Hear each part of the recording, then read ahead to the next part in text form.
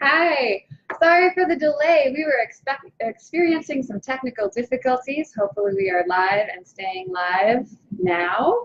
I am Rachael Weiker. I'm the race director for the YWCA Minneapolis Women's Triathlon presented by Boston Planning today. Here today to run us all through block 2 of our free training plan and to give you some additional tips, tricks, and some advice and answer some questions around preparing for your training and race day overall, but also to get you excited. We have 7 weeks left to go until race day, and I hope you're pumped. We at YWCA are extremely excited, so let's dive in. I hope everyone out there has spent the last 5 weeks preparing their base and getting your aerobic base built up and developing a consistent schedule for working out. At this point, you've likely had the chance to take your bike out of storage, get it tuned up, and go out for a spin or two. Maybe you bought a new swimsuit and goggles and determine if you need new running shoes. All of that is great. We hope you've had the chance to do that and that you are taking the time to break in that new gear and test it all out before race day. Also at this point, hopefully you have the opportunity to complete each of the distances of the race separately. So that means if you are doing the sprint distance, you should be able to swim continuously for 500 yards, bike 15.5 miles, and then also run 3.1 miles separately. If you're not quite there yet, that's okay, but we would recommend that you spend a little bit more time on that sport that's lagging behind for the next few weeks. So for example, if your longest bike ride so far has only been about 10 miles, totally fine, but for those next few bike workouts that come up, maybe spend a little bit longer and get those miles in. A lot of people overlook that the bike is the longest portion of the race, and that's the area where it pays to be the most efficient. You're also going to spend a lot of time on a bike seat, so you want to be used to that and ready for it on race day. So get out there, get those miles in, and be ready to cover those 15.5 miles. Now, if you're looking at those block 2 workouts, you'll notice that they're starting to get a bit longer, and they're also going to start to incorporate bricks. And a brick is a workout that combines 2 events back to back. So this could be a swim immediately followed by a bike, or a bike immediately followed by a run. The goal is to practice what it feels like to do those events one after the other with very little rest in between. So when you do these, you'll also get to practice your transitions. So you're going to set up your very own transition area. Your transition area might be your garage, backyard, friend's backyard, car, your friend watching your gear on the beach, whatever it is, totally fine as long as it gives you the opportunity, again, to go from one event to the next with very little rest in between. Any practice that you get now is better than nothing, so get those bricks in now. Bricks are a great time to also start to feel what your body is going to feel like going from one event to the next, and it might feel uncomfortable. So for example, going from the swim when you're horizontal, you've got water all around, you're breathing funny, and then you go immediately to upright and spinning very fast and going at a faster speed on a bike, it's a little disorienting. Your legs also might feel like jello when you start to go on your run immediately after a bike ride. This is all totally normal. Just give yourself some time until you start to feel like you're hitting your normal pace and your normal cadence and your normal form. Don't sacrifice that form. So again, give yourself some time to practice and you'll feel a lot better when it comes to race day. As you do those first couple of bricks, now is also a really good time to assess your pace and maybe set some goals for yourself. So if normally you can run an 11-minute mile without any problems at all on a run for 3 miles, that's a great pace to start out to hit after a moderately hard bike ride. If that's really easy for you to hit, then you can start to pull that pace down a little bit lower so you can start to increase your speed overall and maybe get closer to your race pace, your goal race pace, excuse me, for race day. So start to work that in slowly. It is going to take a little bit to get there, but again, the more you practice, the better you'll feel. If you're looking to increase your speed overall, now's the time to start increasing the intensity of your interval workouts and your hill runs and hill workouts.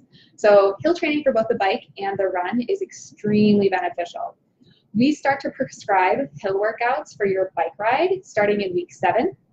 And we don't give a lot of description of what kind of hill you're looking for in the plan, but we recommend finding something that has a challenging grade and that would take you maybe 1 to 2 minutes or a little longer to get from the bottom up to the top. We'll then do those hill repeats for, a few times, coasting down or jogging easily down to the bottom, and then repeating, going hard on the way up. Again, they're extremely beneficial. You will see some improved strength and speed by the end of the training season. So as you start to do these longer workouts and bricks, now you're also going to have the opportunity to practice your nutrition and hydration strategies. So start to pay attention to what it is you're eating before you get in for a longer bike or run. See how it makes you feel, whether you're feeling energized and pretty easy or if you feel a little crummy, and then adjust. You can also start to practice what you're eating in the middle of the workout. So because the bike is the longest portion of the race, we recommend if you're going to take in nutrition, that's probably the best time to do it. So start to practice with a couple different nutrition options. This could be something like an energy gel, like GOO, energy gummies, like Chomps. There's even energy waffles, which is a beautiful invention. And you can even try dried fruit. So the key is to just, try a couple different products, see how they make you feel, and make sure that you can eat them and take them in safely while still balancing on a bike. It's very, very key. Because we want you to still maintain your safety while you're either, swigging from a water bottle or taking in a couple of bites of something while on a bike and while other people are around you. So as you're figuring out your nutrition strategy on the bike and the run, we will also encourage you to get out into that open water and practice open water swimming. Lake swimming is very, very different from what it's like to swim in a pool. And so the more exposure you get and the more practice you get, the more comfortable you're going to feel. So grab a friend, join us for an open water swim clinic, or sign up for the Minneapolis Park and Recreation Board's open swim nights. It's pretty low cost all throughout the summer. They're great opportunities. And again, the more exposure, the more practice you get, the better you're going to feel on race day.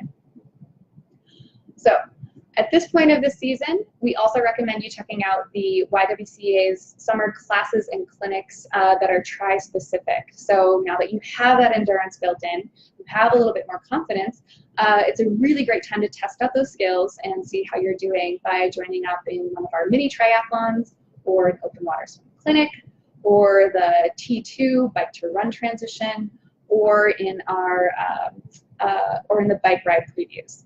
These are all really great options if you're a little more experienced or have some more base. If this is your very first triathlon, we strongly recommend that you join our Tri Skills class. That's a really great opportunity to go into detail into every single event and the transitions, and to also practice every element of the race well in advance of race day. You can find our entire schedule of classes and clinics at ywcanpls.org/endurance. So now we know that you've increased your intensity and duration of all of your workouts going up during this block 2, and you're going to gradually increase up until a week where you're going to do 2 days of brick workouts back to back. So your intensity and duration of all of your workouts have been increasing up to this point. So we want to call out and make sure that you still make sure to take full advantage of those rest days and give yourself time to stretch, work on mobility, maybe take a nap and catch up on sleep, and make sure that you're taking care of yourself mentally and physically again so that you are ready for race day, feeling calm and in control. So now I have a couple questions that have come up over the last few weeks, and then we'll go into some final tips for race day.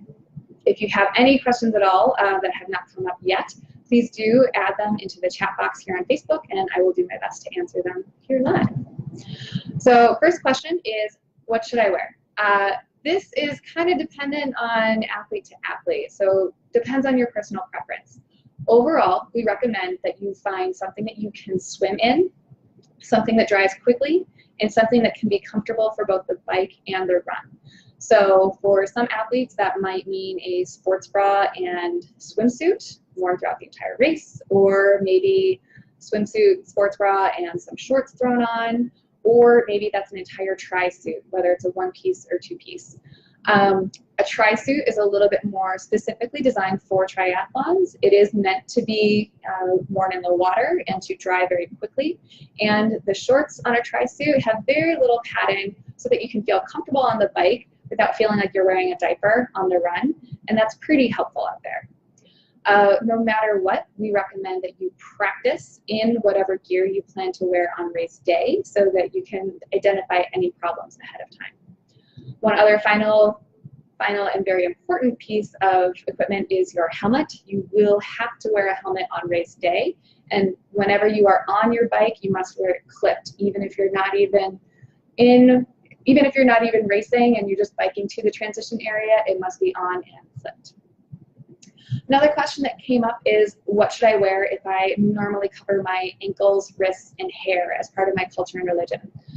For these athletes, we recommend a burkini, something that can be modest and respective to your personal preferences and your cultural or religious observations, but also needs to be a little bit tight enough so that it's not a safety hazard or it won't weigh you down in the water.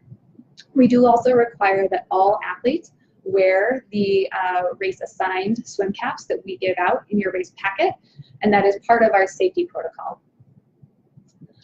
All right, final question is, what is the bike course going to be like this year? And guess what? It's going to be the exact same as last year. So if you go to the race information page on our website at YWCA/MPLS.org/women's-tri, you will see the maps from 2017 for both the bike and the run course. Those are exactly the same for this coming year, so you can use those for your training reference plans right now.